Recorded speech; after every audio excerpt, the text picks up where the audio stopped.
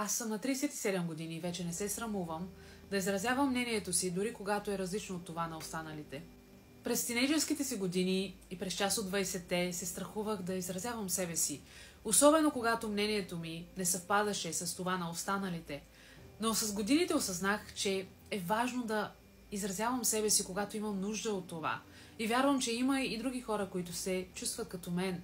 И понякога изразяването на мнението ми е важно и дори необходимо. Не се срамувам, че казвам не и не огаждам на всички постоянно.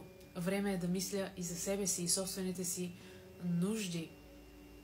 И да, аз обичам да се грижа за другите и да им помагам когато мога, но гледам да не забравям и за себе си.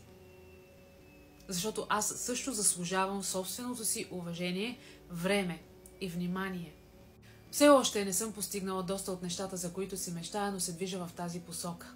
Горда съм с всяка взета крачка и всяко предприето действие. И вярвам, че останалото се нарежда в моя полза.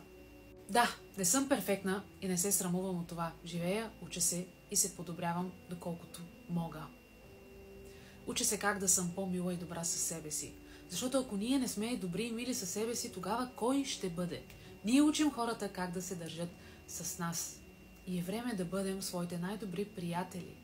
Вместо постоянно да се критикуваме и принизяваме, може да започнем да се вдъхновяваме и доверяваме най-вече на себе си. Има ли нещо, от което ти не се срамуваш или искаш да спреш да го правиш?